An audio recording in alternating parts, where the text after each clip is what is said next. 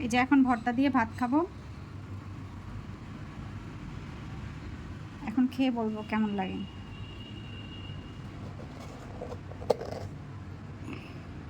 একটু লবণ নিয়ে নিলাম, আমার তো আবার লবণ না হলে চলে না।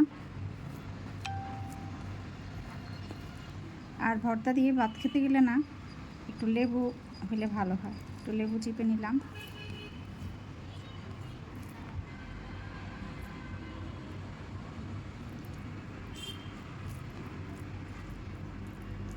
বিসমিল্লাহ।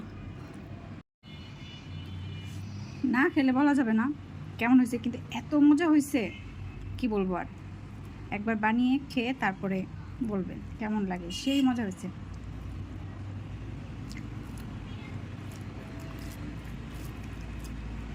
অনেক মজা হয়েছে, অনেক মজা, অনেক মজা। এমনি তো ভর্তা আমার কাছে খুব ভালো লাগে, আর পাহাড়িরা তো অনেক বেশি মরিচ দেয়, আমি তুলনামূলক একটু কম দিয়েছি, সেই মজা। আমার বড় মেয়ে নেয় নাই, ওর আব্বু আর আমার ছোটো মেয়ে ভর্তা নিয়েছে। আমার ছোটো বোন তো খাবেই, ওনা খেলে কি চলে। অনেক মজা, একবার হলো বানিয়ে খাবেন এই ভর্তাটা। আজকে পাহাড়িদের খুবই পছন্দের একটা রেসিপি বানাবো। এখানে ধনেপাতা, রসুন, পেঁয়াজ, কাঁচামরিচ আর হলো আদা কুচি নিয়েছি অল্প একটু, আরও দুইটা এখানে শুকনা মরিচ দিলাম।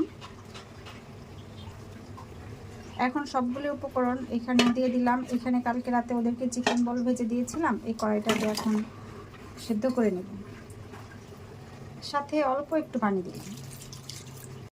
কবুতরের মাংস রান্না করতেছিলাম, তার থেকে এই যে কবুতরের মাংসের টুকরো একটা এখানে দিয়ে দিলাম।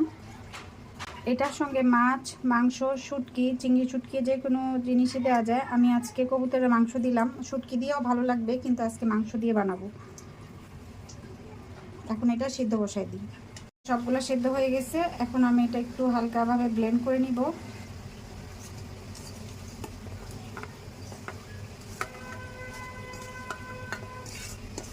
এই ভর্তাটা খেতে খুবই মজা।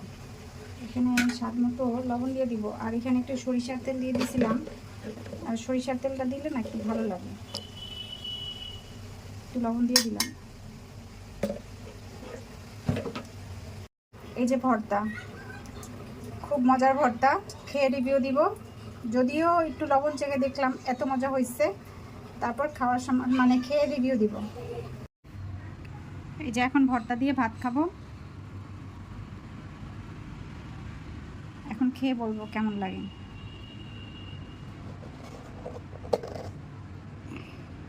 একটু লবণ নিয়ে নিলাম, আমার তো আবার লবণ না হলে চলে না। আর ভর্তা দিয়ে ভাত খেতে গেলে না একটু লেবু হলে ভালো হয়। একটু লেবু চিপে নিলাম।